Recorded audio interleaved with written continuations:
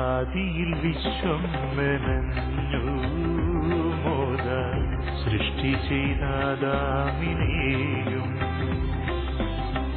രക്ഷയായി മണ്ണിലണഞ്ഞു കാവായി അഗ്നിയായി തന്നാത്മവർഷം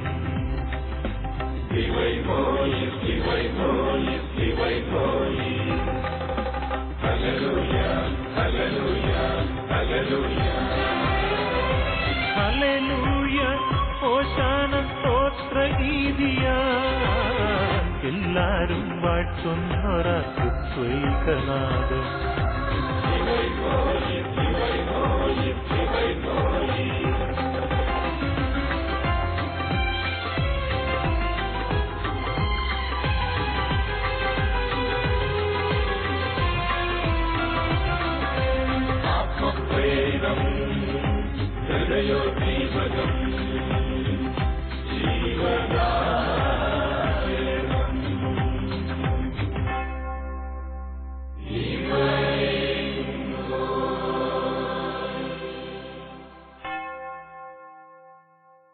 പ്രിയപ്പെട്ടവരെ, നമ്മൾ കഴിഞ്ഞ എപ്പിസോഡിൽ നമ്മൾ ധ്യാനിച്ചത് പരിശുദ്ധാത്മാവിന്റെ അഭിഷേകത്തിന്റെ 3 അർത്ഥതലങ്ങളിൽ ഒരു അർത്ഥതലത്തെക്കുറിച്ചാണ്. അത് നമ്മൾ കണ്ടത് സമ്മർദ്ദം, പ്രഷർ, ആത്മാവ് നമ്മളെ ചലിപ്പിക്കുന്ന ശക്തിയാകുന്ന അനുഭവത്തെക്കുറിച്ചാണ്. അത് അഭിഷേകത്തിന്റെ ഒരു തലമാണ്. രണ്ടാമത്തെ ഒരു തലത്തെക്കുറിച്ച് നമുക്ക് ഇന്ന് ധ്യാനിക്കാം. അടുത്ത തലം എന്ന് പറയുന്നത്, ആ തലത്തെ നമുക്ക് പെർമിയേഷൻ എന്ന് വിളിക്കാം. അതിനെ നമുക്ക് ഉൾപ്രവേശനം എന്ന് വേണമെങ്കിൽ മലയാളത്തിൽ പറയാം. ഉൾപ്രവേശനം അല്ലെങ്കിൽ വ്യാപനം എന്നൊക്കെ പറയാം. അങ്ങനെ പറയുമ്പോൾ നമുക്ക് ചിലപ്പം പെട്ടെന്ന് അർത്ഥം എന്താണെന്ന് മനസ്സിലാകില്ല. ഞാൻ ഉദാഹരണത്തിലൂടെ പറയാം. വിദേശങ്ങളിലൊക്കെയുള്ള ഒരു വിറ്റാമിൻ ഗുളികയുടെ ഒരു ഇതുണ്ട്. അതിപ്പോ ഇവിടെ പോലും നമ്മുടെ കേരളത്തിലും ഇന്ത്യയിലും ഒക്കെ കിട്ടാൻ തുടങ്ങിയിട്ടുണ്ട്. ഇപ്പോ അതൊരു ചെറിയ പാത്രത്തില് ചെറിയ ഈ നമ്മുടെ 2 രൂപയുടെ കോയിൻ സൈസില് കുറെ ഗുളികകൾ ഇങ്ങനെ അടുക്കി വെച്ചിരിക്കും. അത് പല വിറ്റാമിൻ എയുടെയും ബിയുടെയും സിയുടെയും ഡിയുടെയും ഒക്കെ പല വിറ്റാമിനുകളുടെ ഗുളികകളാണത്. ആ ഗുളികൾക്കൊക്കെ വ്യത്യസ്തമായ ഫ്ലേവർ ഉണ്ട്. ചിലത് നാരങ്ങയുടെ ആകാം, അങ്ങനെ പല ഫ്ലേവർ ഉണ്ട്. ചിലതിന് പല കളറുണ്ട്. മഞ്ഞ കളറുണ്ട്, ചുവപ്പ് കളറുണ്ട്, വെള്ളയുണ്ട്, അങ്ങനെ പല കളറിലുണ്ട്. ഇതെല്ലാം ഈ ഗുളികകള് നിങ്ങൾക്ക് ചിലപ്പോൾ പരിചയമുള്ളവരുണ്ടാകാം. ഈ ഗുളിക എന്താണെന്നറിയാമോ? ഈ ഗുളികയുടെ പ്രവർത്തനം അത് ചെയ്യേണ്ട ഇത്രേ ഉള്ളൂ. ഒരു ഗ്ലാസ്സിൽ വെള്ളമുണ്ടെങ്കിൽ അതിലേക്ക് ഈ ഒരു ഗുളിക ഇടുന്നു. ഗുളിക ഇട്ട് കഴിഞ്ഞാൽ ഉടൻ തന്നെ ഈ ഗുളിക തിളച്ചു പൊങ്ങുന്ന പോലൊരു ശബ്ദം കേൾക്കാം. അത് ആ വെള്ളത്തില് അങ്ങ് വ്യാപിക്കുകയാണ്. വെള്ളത്തിൽ അത് അലിഞ്ഞു ചേരുകയാണ്. അത് അലിഞ്ഞു ചേരുന്നത് മാത്രമല്ല, അതുവരെ പച്ചവെള്ളമായിട്ടിരുന്ന വെള്ളം അതിന്റെ കളർ മാറി, രുചി മാറി, അതിന്റെ സ്വഭാവം മാറി. ഇതാണ് ഈ ഉൾപ്രവേശനം. അപ്പം വ്യത്യസ്തമായിരുന്ന ഒന്ന്, ഒരു ഗ്ലാസ് വെള്ളം, 2 ഒരു ഗുളിക. ഈ ഗുളിക ഈ വെള്ളത്തിലേക്ക് ഇട്ട് കഴിഞ്ഞപ്പോഴേക്ക് എന്ത് സംഭവിക്കുന്നു? വെള്ളത്തിന് സ്വഭാവം മാറി, നിറം മാറി, ഗുണം മാറി, അതിന്റെ മുഴുവനും പ്രവർത്തനവും മാറി.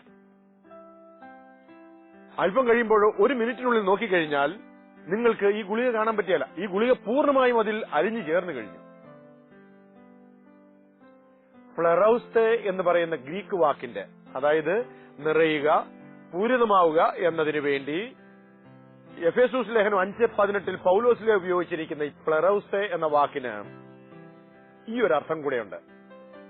ഈ രണ്ടാമത്തെ അർത്ഥം വളരെ സുപ്രധാനമായ ഒന്നാണ് താനും.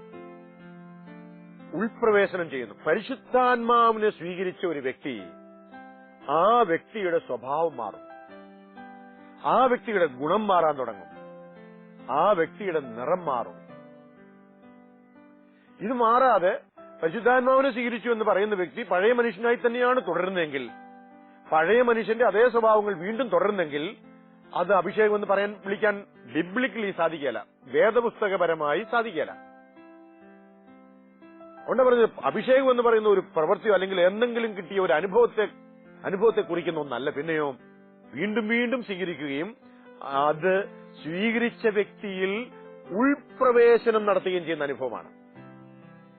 പരിശുദ്ധാത്മാവ് ഒരു വ്യക്തിയിൽ പ്രവേശിച്ചു കഴിഞ്ഞാൽ ഈ വ്യക്തിയെ പരിശുദ്ധാത്മാവ് രൂപാന്തരപ്പെടുത്തുകയാണ്.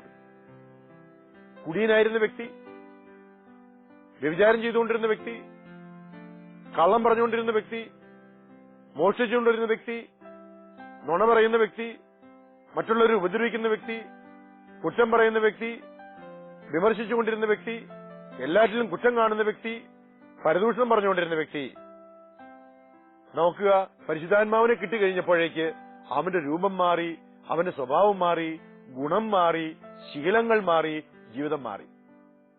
അപ്പം ജീവിതത്തിന് മുഴുവൻ ഒരു മാറ്റമാണ്. വെള്ളത്തില് ഈ ഗുളിക ഉൾവ്യാപനം ചെയ്തപ്പോൾ, ഉൾപ്രവേശനം ചെയ്തപ്പോൾ, അത് വ്യാപിച്ചു കഴിഞ്ഞപ്പോഴേക്ക്, പെർമിയേറ്റ് ചെയ്തപ്പോഴത്തേക്ക് എന്ത് സംഭവിക്കുന്നു? വെള്ളത്തിന് മുഴുവൻ ഗുണം മാറിയതുപോലെ. പരിശുദ്ധാത്മാവിന്റെ അഭിഷേകം എന്ന് പറയുന്നത് ഇതാണ്. ആത്മാവിന്റെ അഭിഷേകത്തിന്റെ സുപ്രധാനമായ ഒരു കാര്യവുമാണിത്. ഇന്ന് പലപ്പോഴും ചിലയിടങ്ങളിലെങ്കിലും കരിസ്മാറ്റിക്കുകാരെ സ്വീകരിക്കാത്ത ചില വൈദികരുണ്ട്, ചില വ്യക്തികളുണ്ട്. അതിന് അവർക്ക് അവരുടേതായ ന്യായങ്ങളുണ്ടാകാം. പക്ഷെ ഒരു കാര്യമുണ്ട്, കാരണം കരിസ്മാറ്റിക്കാണ്, അഭിഷേകം സ്വീകരിച്ചു എന്ന് പറഞ്ഞിട്ട് പലപ്പോഴും വരുന്ന വ്യക്തികള് കാണിക്കുന്നത് ഈ ഒരു ഉൾവ്യാപനത്തിന്റെ അനുഭവമില്ല, ഉൾപ്രവേശനത്തിന്റെ അനുഭവമില്ല. അവരിൽ ഒരു മാറ്റമൊന്നുമില്ല. പഴയ ആളില് ഏതാനും ചില ചെറിയ മാറ്റങ്ങളൊക്കെ ഇവര് തന്നെ വരുത്താൻ ശ്രമിക്കുന്നതല്ലാതെ പരിശുദ്ധാത്മാവ് ഉള്ളിൽ പ്രവേശിച്ച് ആത്മാവ് ഈ വ്യക്തിയെ ഗുണത്തിലും നിറത്തിലും സ്വഭാവത്തിലും ഒക്കെ ഒരു ശീലങ്ങളിലെല്ലാം ഒരു മാറ്റം വരുത്താൻ അനുവദിക്കുന്നില്ല. അതുകൊണ്ട് ഈ അഭിഷേകമെന്ന അർത്ഥം പലപ്പോഴും നമുക്ക് പൂർണ്ണമായിട്ട് മനസ്സിലാക്കാനോ അനുഭവിക്കാനോ നമുക്ക് പറ്റുന്നില്ല എന്നുള്ളത് ഒരു സത്യമാണ്. ഞാൻ ചെന്നൈയിലെ ധ്യാന കേന്ദ്രത്തിലായിരുന്ന സമയത്ത് അവിടെ ഒരു വ്യക്തി തമിഴ്നാടിന്റെ മറ്റൊരു ഭാഗത്തു നിന്ന് അവിടെ ധ്യാനിക്കാൻ വേണ്ടി വന്നു. ആളെ അവമാനിക്കാനോ കളിയാക്കാനോ ഞാൻ ആഗ്രഹിക്കാത്തതുകൊണ്ട് സ്ഥലമൊന്നും ഞാൻ പറയുന്നില്ലെന്നേ ഉള്ളൂ. ആ വ്യക്തി അവിടെ ധ്യാനിക്കാൻ വേണ്ടി വന്നപ്പോൾ അദ്ദേഹം വലിയ കുടിയനായിരുന്നു.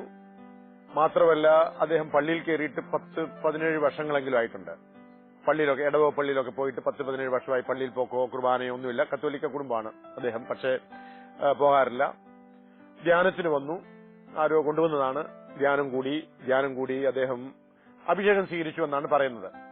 അപ്പൊ ആ ധ്യാനത്തിൽ വെച്ച് അദ്ദേഹത്തിന് പരിശുദ്ധാത്മാവിന്റെ അഭിഷേകം കൈവപ്പ് പ്രാർത്ഥനയുടെ സമയത്തോ അഭിഷേക പ്രാർത്ഥനയുടെ സമയത്തോ അദ്ദേഹത്തിന് ഭയങ്കര ഒരു അനുഭവം ഉണ്ടായി. അദ്ദേഹം കുടി ഒക്കെ അവസാനിപ്പിച്ചു. അദ്ദേഹം തിരിച്ച് അദ്ദേഹത്തിന്റെ വീട്ടിലേക്ക് ചെന്നു. വീട്ടിൽ ചെന്നിട്ട് പിറ്റേ ദിവസം തന്നെ അദ്ദേഹം പള്ളിയിൽ പോയി. ആദ്യമായിട്ടാണ് പള്ളിയിൽ പോകുന്നത്. വികാരിച്ചൻ അവിടെ വന്നിട്ട് 5 കൊല്ലമായി. അദ്ദേഹം ഇതുവരെ ഈ മനുഷ്യനെ കണ്ടിട്ടില്ല. പക്ഷെ കുർബാനയിൽ ഇദ്ദേഹം നിന്ന് പ്രാർത്ഥിച്ചിട്ട് കുർബാന കഴിഞ്ഞ് വികാരിച്ചന്റെ മുറി വരെ പോയി.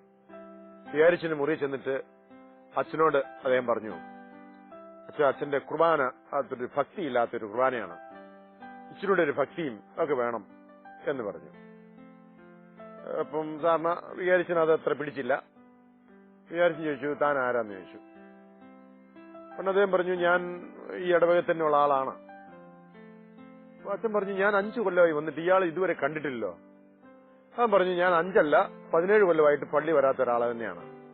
പക്ഷെ ഞാനിപ്പം ഏളാവൂരിൽ പോയി ധ്യാനമൊക്കെ കൂടി അഭിഷേകം സ്വീകരിച്ചു. അപ്പൊ ആ അഭിഷേകത്തിൽ ഇന്ന് ഞാൻ കുർബാനയിൽ പങ്കുകൊണ്ടപ്പോഴാണ് എനിക്ക് മനസ്സിലായത് അച്ഛന് ഭക്തിയില്ലെന്ന് മനസ്സിലായത് എന്ന് പറയുകയാണ്. അച്ഛന് അരിശം വന്നു. അത് അച്ഛന്റെ കുറവ് ആയിരിക്കാം. എങ്കിലും അച്ഛൻ പറഞ്ഞു ഇറങ്ങിപ്പോകാൻ പറഞ്ഞു. നീ ഇതിൽക്കൂടെ വർത്തമാനമായിട്ട് ഇനി എന്റെ മുറിയിൽ മേലെ വന്ന് വൈകിട്ടെന്ന് പറഞ്ഞു. അദ്ദേഹത്തെ പറഞ്ഞയച്ചങ്ങനെ. അതോടെ അഭിഷേകം സ്വീകരിച്ച വ്യക്തി പള്ളിപ്പോക്ക് വീണ്ടും നിർത്തി. പള്ളിപ്പോക്ക് നിർത്തിയെന്ന് മാത്രമല്ല, 10 ദിവസം കഴിഞ്ഞപ്പോഴേക്ക് ഈ മനുഷ്യൻ കുറച്ച് ആളുകളെയൊക്കെ കൂട്ടി, 5-6 ആളുകളെയൊക്കെ കൂട്ടി അദ്ദേഹം പ്രാർത്ഥന തുടങ്ങി. സ്വന്തം വീട്ടിൽ തന്നെ പ്രാർത്ഥന തുടങ്ങി. 1 മാസം 2 മാസം കഴിഞ്ഞപ്പോഴത്തേക്കും ഈ കക്ഷി ഒരു പാസ്റ്ററായി മാറി, സഭ തുടങ്ങി. അപ്പൊ നോക്കുക, ഇത് പരിശുദ്ധാത്മാവിന്റെ പ്രവർത്തനമാണോ? പരിശുദ്ധാത്മാവിനെ ലഭിച്ച വ്യക്തി സഭയിൽ നിന്ന് അകന്നു പോവുകയല്ല ചെയ്യുന്നത്. ആ വ്യക്തി സഭയിലേക്ക് ഉൾച്ചേരുകയാണ് ചെയ്യുന്നത്. സഭയിലേക്കും കൂദാശകളിലേക്കൊക്കെ ഉൾച്ചേർന്ന് തന്നിൽ കുടികൊള്ളുന്ന വെറുപ്പും അഹന്തയും അഹങ്കാരവും തന്നിൽ കുടികൊള്ളുന്ന ഈഗോയൊക്കെ നശിക്കുക ചെയ്യേണ്ടത്. അത് പരിശുദ്ധാത്മാവ് സ്വീകരിച്ച ആത്മാവിനാൽ തന്റെ ഉള്ളിലുള്ള തിന്മകളെയും തിന്മ നിറഞ്ഞ വാസനകളെയും ഒക്കെ ഇല്ലായ്മ ചെയ്യുന്നവനാണ് ഈ അഭിഷേകം. അപ്പോഴേ അഭിഷേകമാകുന്നുള്ളൂ. ഈ അഭിഷേകമാണ് നമുക്ക് ലഭിക്കേണ്ടത്, നമ്മൾ സ്വീകരിക്കേണ്ടത്. പരിശുദ്ധാത്മാവിലൂടെ നമ്മൾ നേടിയെടുക്കണം. അപ്പോൾ പരിശുദ്ധാത്മാവിന്റെ ഈ നിറവെന്ന് പറയുന്നത് ഒരു വ്യക്തിയിൽ ഉണ്ടായിക്കഴിഞ്ഞാൽ, അഭിഷേകം എന്ന് പറയുന്നത് സ്വീകരിക്കുന്ന വ്യക്തിയിൽ ആ വ്യക്തിയെ രൂപാന്തരപ്പെടുത്തുന്നു എന്ന് മാത്രമല്ല, ആ വ്യക്തിയുടെ ചുറ്റുപാടുകള്, ആ വ്യക്തിയുടെ കുടുംബം, ആ വ്യക്തിയുടെ ബന്ധങ്ങൾ, ആ വ്യക്തിയുടെ പ്രവർത്തന മേഖലകളിലെല്ലാം ഈ ഉൾവ്യാപനം ഈ വ്യക്തിയെ സാക്ഷിയാക്കി മാറ്റുകയാണ്. അങ്ങനെയാണ് സാക്ഷികൾ ഉണ്ടാകേണ്ടത്. പരിശുദ്ധാത്മാവ് നമ്മളെ മാറ്റി ആ സ്വഭാവവും ഗുണവും രീതികളും ശീലങ്ങളും എല്ലാം മാറ്റി ആത്മാവ് അത് ഒരു ദിവസം കൊണ്ട് നടക്കുന്നതല്ല. അതുകൊണ്ട് ഈ ഉൾപ്രവേശനം എന്ന് പറയുന്നത് എന്നോ ഒരിക്കൽ സംഭവിച്ചു നിർത്തേണ്ട കാര്യമല്ല. പിന്നെയോ ഇത് വീണ്ടും വീണ്ടും ഈ ഉൾപ്രവേശനം നടക്കണം, വ്യാപനം നടക്കണം. ആത്മാവ് നമുക്കുള്ളിലേക്ക് പ്രവേശിച്ച് നമുക്കുള്ളിൽ നിർജീവമാക്കേണ്ട, നമുക്കുള്ളിൽ നശിപ്പിച്ചു കളയേണ്ട, നമുക്കുള്ളിൽ നിന്ന് നീക്കിക്കളയേണ്ട സ്വഭാവങ്ങളെയും ദുർഗുണങ്ങളെയൊക്കെ നീക്കിക്കളയാനായിട്ട് അനുദിനവും ആവർത്തിച്ചുള്ള ഈ അഭിഷേകം നമ്മെ സഹായിക്കും. അപ്പം അതാണ് ഈ അഭിഷേകം. അങ്ങനെയാണ് അഭിഷേകം സ്വീകരിക്കേണ്ടത്. അങ്ങനെയുള്ളവരെ മാത്രമാണ് അഭിഷേകം സ്വീകരിച്ചവരെന്ന് നമുക്ക് വിളിക്കാനും സാധിക്കുകയുള്ളൂ. ഇനിയും ഈ പ്ലറൗസ്തെ എന്ന വാക്കിന്റെ, അതായത് എഫേസൂസ് ലേഖനം 5:18 നമ്മൾ വായിക്കുന്ന വചനത്തിൽ കാണുന്ന പ്ലറൗസ്തെ എന്ന ഗ്രീക്ക് വാക്ക്, നിങ്ങൾ വീഞ്ഞു കുടിച്ച് ഉന്മത്തരാകരുത്, അതിൽ ദുരാസക്തിയുണ്ട്, മറിച്ച് ആത്മാവിനാൽ പൂരിതരാകുവിൻ എന്ന് പറയുന്നതില് ആ പ്ലറൗസ്തെ, പൂരിതരാകുവിൻ എന്ന വാക്കിന്റെ മൂന്നാമത്തെ അർത്ഥം ആധിപത്യം അല്ലെങ്കിൽ മുഴു നിയന്ത്രണം എന്ന അർത്ഥമാണ്. അതായത് ടോട്ടൽ കൺട്രോൾ അല്ലെങ്കിൽ ഡോമിനേഷൻ എന്ന വാക്ക് അർത്ഥതലമാണ് അതിനുള്ളത്. പ്ലറൗസ്തെ എന്ന വാക്കിന്റെ ഒരു അർത്ഥതലമാണത്. ഡോമിനേഷൻ അല്ലെങ്കിൽ ടോട്ടൽ കൺട്രോൾ, പരിപൂർണ നിയന്ത്രണം അല്ലെങ്കിൽ ആധിപത്യം. എന്താണ് ഇവിടെ ഇത് അർത്ഥമാക്കുന്നത്? പരിശുദ്ധാത്മാവിനെ, അതായത് ഗ്രീക്ക് വാക്കിലെ പ്ലെറു എന്ന് പറയുന്ന സുവിശേഷകന്മാരും ബൈബിളിലൊക്കെ നമ്മൾ കാണുന്ന കാര്യം, അത് പരിശുദ്ധാത്മാവ് വരുമ്പോൾ ഉണ്ടാകുന്ന പൂർണ്ണ നിയന്ത്രണത്തെ സൂചിപ്പിക്കുന്ന വാക്കാണത്, പ്ലെറു എന്ന വാക്ക്. അപ്പം എന്ന് പറഞ്ഞു കഴിഞ്ഞാൽ പരിപൂർണ നിയന്ത്രണത്തിൽ വരുന്ന, പരിപൂർണ ആധിപത്യത്തിൽ വരുന്ന ഒരനുഭവം. അത് എന്തുവാകാം? പ്ലെറു എന്ന് പറയുന്ന നിറയുക അല്ലെങ്കിൽ പരിപൂർണ ആധിപത്യത്തിൽ വരുന്ന അനുഭവം എന്ന് പറയുമ്പോൾ, അല്ലെങ്കിൽ സമ്പൂർണ്ണ നിയന്ത്രണത്തിൽ വരിക എന്ന് പറഞ്ഞു കഴിഞ്ഞാൽ ഏത് വികാരവും ആകാതെ. ഉദാഹരണം പറയാം. നിങ്ങളിപ്പോൾ ഒരു വലിയൊരു മൂർഖൻ പാമ്പിനെ കണ്ടു എന്ന് കരുതുക.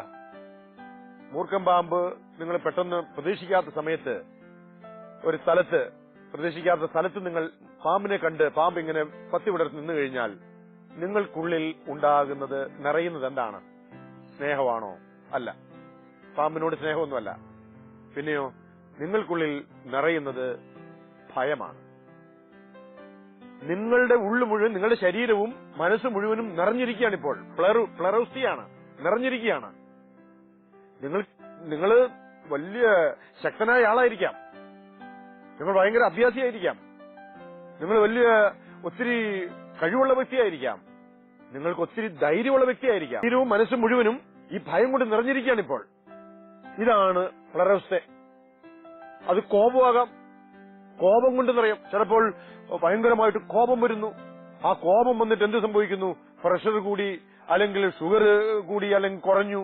അങ്ങനെ ശരീരത്തിന്റെ ആരോഗ്യത്തെയൊക്കെ ഒത്തിരി സ്വാധീനിക്കുന്ന വിധത്തിൽ ഒരു വികാരം നിങ്ങളെ നിയന്ത്രിക്കാം. കോപം ഒന്നും പറഞ്ഞ് എപ്പോഴും കോപക്കാരനായിരിക്കില്ല. ഏതൊരു സന്ദർഭത്തിൽ ഈ കോപം മറ്റെല്ലാ വികാരത്തെയും കാൾ നിങ്ങളുടെ മേൽ സ്വാധീനം ഉറപ്പിച്ചു, നിങ്ങളുടെ മേൽ പൂർണ്ണ നിയന്ത്രണം അത് ഏറ്റെടുത്തു. ഇതാണ് സംഭവിച്ചത്. അപ്പോൾ പ്ലറൌസ്തെ എന്നതിന്റെ പ്ലറു എന്ന ആ പ്രയോഗം, അതിലെന്താ സംഭവിച്ചിരിക്കുന്നത്?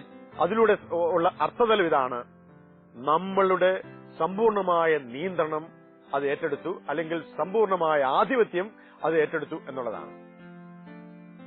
വേദപുസ്തകത്തിലേക്ക് നോക്കുമ്പോൾ നമുക്കത് കാണാൻ സാധിക്കും. ജനങ്ങൾ ഭയം കൊണ്ട് നിറയുന്നത്. ലൂക്കാസ് സുവിശേഷം 5:26 ഭയം എന്ന വികാരം കൊണ്ട് നിറയുന്നതിനെ കാണാൻ പറ്റും. ദുഃഖത്തെ കൊണ്ട് പറയുന്നു. യോഹന്നാന്റെ സുവിശേഷം 16:6 നമ്മൾ കാണുന്നത് ദുഃഖം കൊണ്ട് നിറഞ്ഞിരിക്കുന്ന ശിഷ്യന്മാരെയാണ്. നിങ്ങൾ ദുഃഖിതരാണ്. അപ്പം ദുഃഖം മറ്റെല്ലാ വികാരങ്ങളെക്കാൾ ആധിപത്യം ഉറപ്പിച്ചിരിക്കുന്ന അവസ്ഥ. ദുഃഖം, ചിലപ്പോൾ നിരാശയാകാം. അപ്പം അങ്ങനെ ഒരു ആ വികാരം നിറഞ്ഞിരിക്കുന്ന അവസ്ഥ. നമ്മളിവിടെ ഓർക്കേണ്ട കാര്യം ഇതാണ്: പരിശുദ്ധാത്മാവിനെ സ്വീകരിക്കുന്ന ഒരു വ്യക്തി, ആ വ്യക്തിയുടെ സമ്പൂർണമായ നിയന്ത്രണവും പരിപൂർണമായ ആ വ്യക്തിയുടെ മേലുള്ള ആധിപത്യവും പരിശുദ്ധാത്മാവ് ഏറ്റെടുക്കുമ്പോൾ മാത്രമാണ് അഭിഷേകം ഉള്ളവരായി മാറുന്നത് എന്നത് നമ്മൾ അറിഞ്ഞിരിക്കണം. അല്ലാതെ ഒരു ധ്യാനത്തിന്റെ അവസരത്തിൽ ലഭിച്ച ഒരു ഇന്ദ്രിയപരമായ ഒരു അനുഭവം കൊണ്ട് അഭിഷേകമായി ആരും ധരിക്കരുത്. പിന്നെയോ നാം സ്വീകരിച്ച പരിശുദ്ധാത്മാവിന്റെ പൂർണമായ നിയന്ത്രണം, ആത്മാവിന്റെ സമ്പൂർണമായ ഒരു ആധിപത്യം നമുക്കുള്ളിൽ അനുഭവിക്കാൻ തുടങ്ങുമ്പോഴാണ് നമ്മൾ അഭിഷേകം കൊണ്ട് നിറയുന്നവരായി മാറുന്നത്, അഭിഷേകമുള്ളവരായിട്ട് മാറുന്നത്. അപ്പോൾ നമ്മൾ പറഞ്ഞു വരുന്ന കാര്യം എന്താണെന്ന് ചോദിച്ചു കഴിഞ്ഞാൽ, പരിശുദ്ധാത്മാവിന്റെ അഭിഷേകം അല്ലെങ്കിൽ പരിശുദ്ധാത്മാവിനാൽ പൂരിതനാകുന്ന ഒരു വ്യക്തി ആത്മാവിന്റെ സമ്പൂർണ്ണ നിയന്ത്രണത്തിലാകുന്നു. എന്റെ വികാരങ്ങൾ, എന്റെ ചിന്തകൾ, എന്റെ പ്രവൃത്തികൾ, എന്റെ തീരുമാനങ്ങൾ, എന്റെ പ്ലാനുകൾ, പദ്ധതികൾ, എന്റെ പ്രവർത്തനങ്ങൾ, എന്റെ ആഗ്രഹങ്ങൾ, എന്റെ ഇഷ്ടങ്ങൾ, ഇതൊക്കെയും ആത്മാവിന്റെ സമ്പൂർണ്ണ നിയന്ത്രണത്തിലാകുന്നു എന്നുള്ളതാണ്. നിന്റെ സ്വത്ത്, നിന്റെ വീട്, നിന്റെ ബന്ധങ്ങൾ, നിന്റെ സകല മേഖലകളും ആത്മാവിന്റെ ആധിപത്യത്തിൽ, നിയന്ത്രണത്തിലാകുന്നു, ടോട്ടൽ കൺട്രോളിലാകുന്നു. പരിശുദ്ധാത്മാവിന്റെ സമ്പൂർണമായ ആധിപത്യത്തിലാകുന്നു, ഡോമിനേഷൻ. അത് പരിശുദ്ധാത്മാവിന്റെ ആ നിയന്ത്രണവും ആധിപത്യവും ഉറപ്പിച്ച ജീവിതമായിട്ട് മാറണം. ഈ ഒരു അനുഭവത്തിലല്ലേ പൗലോസ്ലീഹ പറയുന്നത്, ഇനി ഞാനല്ല ക്രിസ്തു എന്നിൽ ജീവിക്കുന്നത്. ക്രിസ്തുവിന്റെ ആധിപത്യം സമ്പൂർണമായിട്ടുള്ളതുകൊണ്ടാണ്. ഇന്നത്തെ കാലഘട്ടം എന്ന് പറയുന്നത് തങ്ങളെ തന്നെ ഉറപ്പിക്കാൻ വേണ്ടി മനുഷ്യൻ വ്യഗ്രത കൂട്ടുന്ന കാലഘട്ടമാണ്. തങ്ങളുടെ വ്യക്തിത്വങ്ങള്, തങ്ങളുടെ നിലപാടുകൾ, ഇതൊക്കെ ഉറപ്പിച്ചു കാണിക്കാൻ വേണ്ടി മനുഷ്യൻ പത്രമാധ്യമങ്ങളെയും ടിവികളെയും അതിലൂടെയൊക്കെ രാഷ്ട്രീയക്കാരും എല്ലാവരും അവരെ തന്നെ തങ്ങളെ തന്നെ ഉറപ്പിക്കുകയാണ്. പക്ഷെ നമ്മൾ ഓർക്കുക, നമ്മുടെ ആഗ്രഹങ്ങളോ നമ്മളെ തന്നെ ഉറപ്പിക്കുന്നതല്ല, പിന്നെയോ കർത്താവിന്റെ പരിശുദ്ധാത്മാവ് സമ്പൂർണമായ നിയന്ത്രണം ഏറ്റെടുക്കുന്ന ഒരു ജീവിതം. വാസ്തവത്തിൽ ചിലർ ചിന്തിച്ചേക്കാം, അത് അടിമത്വമല്ലേ, നമുക്കൊരു വ്യക്തിത്വമില്ലേ എന്ന്.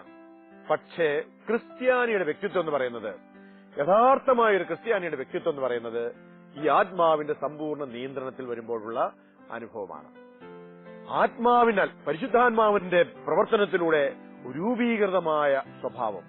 നമ്മളിലൊക്കെ, എന്നിലും നിങ്ങളിലുമൊക്കെ ബലഹീനതകളും കുറവുകളും ഒക്കെ ഉണ്ട്. അപ്പോൾ എന്ത് ചെയ്യണോ? അത് വീണ്ടും വീണ്ടും വീണ്ടും ഈ ആത്മാവിനാൽ നിറഞ്ഞ് നമ്മുടെ കുറവുകളെ പരിഹരിച്ച് ആത്മാവിന്റെ നിറവിനാൽ നമ്മൾ അതിനെ പരിഹരിക്കാൻ നോക്കണമെന്നുള്ളതാണ്. അതുകൊണ്ടാണ് പറയുന്നത്, പരിശുദ്ധാത്മാവിനെ സ്വീകരിച്ചു എന്ന് കരുതി പെട്ടെന്ന് ഒരാള് പെട്ടെന്ന് പൂർണ്ണനാകുന്നില്ല. പൂർണ്ണത പ്രാപിക്കാൻ പറ്റും ഈ ആത്മാവിന്റെ നിറവിലൂടെ. എങ്ങനെയാണ്? വീണ്ടും വീണ്ടും നിറയുന്നതിലൂടെയാണ്. ഈ പ്ലറൌസ്തെ എന്ന് പറയുന്ന അനുഭവത്തെ നമ്മൾ അഭിഷേകം ആയിട്ട് നമ്മൾ സ്വീകരിച്ചുകൊണ്ടിരിക്കുമ്പോഴാണ്. ഒരിക്കൽ സ്വീകരിച്ച് അവസാനിപ്പിച്ചു കഴിഞ്ഞാൽ ഈ അനുഭവം നമുക്കുണ്ടാകുന്നില്ല. പിന്നെയോ അത് നമ്മൾ വീണ്ടും വീണ്ടും അനുഭവിക്കുകയും അത് വീണ്ടും വീണ്ടും ആത്മാവിനാൽ നിറയുകയും ചെയ്യുമ്പോഴാണ്. അതുകൊണ്ട് ചുരുക്കി പറഞ്ഞു കഴിഞ്ഞാൽ പരിശുദ്ധാത്മാവിന്റെ അഭിഷേകം എന്ന് പറയുന്നത് നമ്മൾ ഈ പറഞ്ഞ 3 അർത്ഥങ്ങൾ ഒന്നിച്ച് ചേർക്കുമ്പോഴാണ്. ഒന്നാമത്തെ നമ്മൾ പറഞ്ഞു സമ്മർദ്ദം, ചലിപ്പിക്കപ്പെടണം.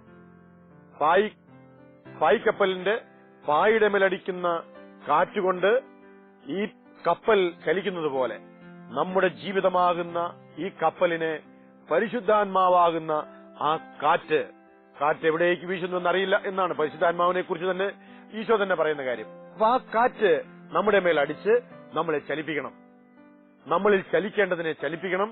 നമ്മളെ മുന്നോട്ട് നയിക്കുന്ന ചാലക ശക്തിയായി ആത്മാവ് മാറുമ്പോൾ, രണ്ടാമതായി പരിശുദ്ധാത്മാവ് നമുക്കുള്ളിലേക്ക് കടന്നു വന്ന് ആത്മാവ് നമ്മുടെ സ്വഭാവങ്ങളെയും ഗുണങ്ങളെയും ശീലങ്ങളെയും നമ്മുടെ നിറത്തെയും നമ്മുടെ രൂപങ്ങളെയൊക്കെ ആന്തരികമായി തന്നെ രൂപാന്തരപ്പെടുത്തുമ്പോൾ, അതുപോലെ തന്നെ പരിശുദ്ധാത്മാവിന്റെ സമ്പൂർണമായ ടോട്ടലായിട്ടുള്ള പരിപൂർണമായിട്ടുള്ള നിയന്ത്രണത്തിൽ നമ്മളാകുമ്പോൾ, പരിശുദ്ധാത്മാവിന്റെ സമ്പൂർണ്ണ ആധിപത്യത്തിൽ നമ്മളായിത്തീരുമ്പോഴാണ് ഈ ആത്മാവിന്റെ അഭിഷേകം നമ്മളിൽ യഥാർത്ഥത്തിൽ ആരംഭിക്കുന്നത്, അല്ലെങ്കിൽ അത് അനുഭവിക്കാനായിട്ട് നമ്മൾ ആരംഭിക്കുന്നത്. ഇത് നമ്മൾ ക്രിസ്ത്യാനികള് തീർച്ചയായിട്ടും അനുഭവിക്കണമെന്ന് ആണ് പൗലോസിലെയാ നമ്മോട് പറയുന്നത്. വീഞ്ഞു കുടിച്ച് നിങ്ങൾ ഉന്മത്തരാകരുത്, അതിൽ ദുരാസക്തിയുണ്ട്. അതിനാൽ മറിച്ച് എന്ത് ചെയ്യണം? ആത്മാവിനാൽ പൂരിതരാകും. ഇതാണ് ആഹ്വാനം. ഈ ആത്മാവിനാൽ പൂരിതരാകാം. നമുക്ക് പരിശുദ്ധാത്മാവെന്ന ചാലകശക്തിയാൽ നമ്മുടെ ജീവിതങ്ങൾ മാറട്ടെ, ചലിക്കപ്പെടട്ടെ. പരിശുദ്ധാത്മാവിന്റെ സ്വഭാവങ്ങളും പരിശുദ്ധാത്മാവിന്റെ ഗുണങ്ങളും നമുക്കുള്ളിൽ അത് വ്യാപിക്കട്ടെ, നമുക്കുള്ളിൽ ഉൾപ്രവേശിക്കട്ടെ. മാത്രവുമല്ല, നമ്മുടെ സകല വികാരങ്ങളെയും ചിന്തകളെയും ഇഷ്ടങ്ങളെയും പരിശുദ്ധാത്മാവ് പൂർണ്ണമായി നിയന്ത്രിക്കട്ടെ. തുടർന്ന് നമ്മൾ അടുത്ത ആഴ്ചയില് ഈ പരിശുദ്ധാത്മാവിന്റെ നിറവിന്റെ കൂടുതൽ ആഴപ്പെട്ട കാര്യങ്ങളെക്കുറിച്ച് നമ്മൾ ധ്യാനിക്കും. നമുക്ക് പ്രാർത്ഥിക്കാം. പരിശുദ്ധാത്മാവിന് ഞങ്ങൾക്ക് നൽകുന്ന കർത്താവേ, ഞങ്ങളെല്ലാവരെയും പരിശുദ്ധാത്മാവിനാൽ വീണ്ടും വീണ്ടും നിറച്ച് ആഴമായ അഭിഷേക അനുഭവത്തിലേക്ക് ഞങ്ങളെ നയിക്കണമേ. ഞങ്ങളിൽ കുറവുകളും ബലഹീനതകളും ഓരോ ദിവസങ്ങളിൽ ഞങ്ങളിൽ നിന്ന് വരുമ്പോൾ വീണ്ടും വീണ്ടും നിറയേണ്ട, അഭിഷേകം യഥാർത്ഥത്തിൽ സ്വീകരിക്കേണ്ട ആ മേഖലയെ അവിടുന്ന് ഞങ്ങൾക്ക് വ്യക്തമാക്കി തരികയാണല്ലോ. കർത്താവേ, യഥാർത്ഥമായി ഞങ്ങൾ അഭിഷേകം സ്വീകരിച്ചവരായി മാറാൻ ഞങ്ങളെ വീണ്ടും വീണ്ടും ആത്മാവിനാൽ പൂരിതമാക്കണമേ. ആത്മാവിനാൽ ചലിക്കപ്പെട്ട് പരിശുദ്ധാത്മാവിന്റെ ഗുണസ്വഭാവങ്ങളെല്ലാം ഞങ്ങളിൽ ഉൾച്ചേർന്ന് ഞങ്ങളിലെ ശീലങ്ങളും ഞങ്ങളിലുള്ള സമസ്തവും പരിശുദ്ധാത്മാവിന്റെ സമ്പൂർണ്ണ നിയന്ത്രണത്തിലാക്കുവാൻ ഞങ്ങളെ സഹായിക്കണമേ. ആമേൻ.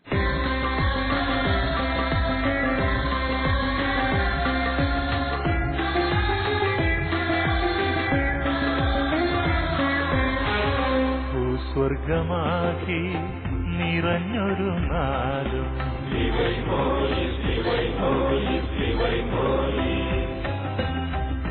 ഒഴിയിൽ ജീവൻ പകർന്നൊരു നാദം,